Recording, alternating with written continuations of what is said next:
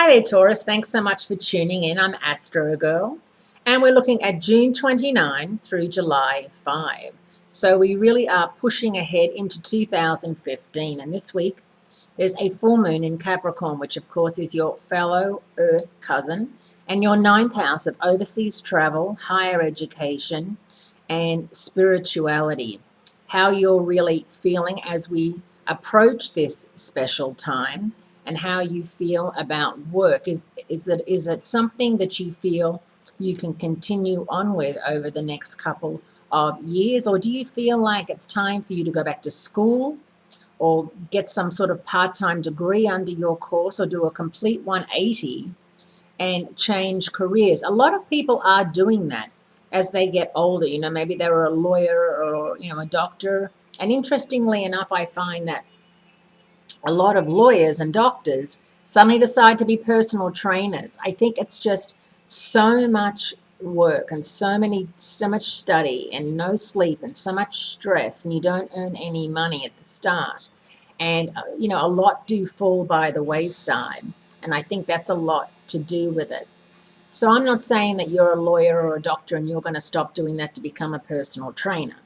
I'm just saying that maybe you feel like you would like a 6-month sabbatical where you could, get a study grant and do something that's going to enliven you, and it's going to open you up to new and exciting possibilities with career and your ambition and where you see yourself this time next year, because it really is moving very quickly, 2015. So there's a very sweet meetup on Wednesday between Venus and Jupiter, both of which are in Leo, your fourth house of home, family, and domestic affairs. It's going to benefit love, finances, teachings, and travel. This is the first of 3 duets this pair will play this year, and despite this duo's tendency towards excess, spending money that you might not have, this is definitely a time to enjoy ourselves and to share the love with everyone. If it's true that the sun is the giver of life, but the moon makes it interesting, then this July is going to be twice as exciting because it has 2 full moons, which is unusual. So there's a full moon this week in Capricorn, and on the 31st there's a full moon in Aquarius. Although Neptune, the planet of dreams and fantasies, is billed as a co-star to this full moon, this time it's the good twin to last month's full moon when it played the villain.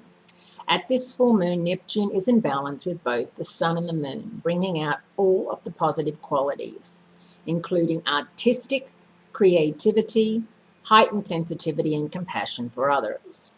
This year, July 4, falls on a Saturday under an Aquarius moon. This is significant this year because it means that in the nation's solar return chart for 2015, the moon is in the same sign of Aquarius as it was when the United States was born in 1776. An Aquarius moon, with its emphasis on rebellion and personal freedom, is a symbol of those famous words stated in the Declaration of Independence, that all men are created free and equal. It's also a double reminder on our national birthday that the United States is a country founded on the principles of liberty and justice for all, which, when you think about it, it's a nice thought, isn't it? But, America had slaves for a very long time, and, the slaves weren't treated nicely at all. So, as I said, it's a nice thought, but I think all declarations of independence are nice thoughts when they're thought out.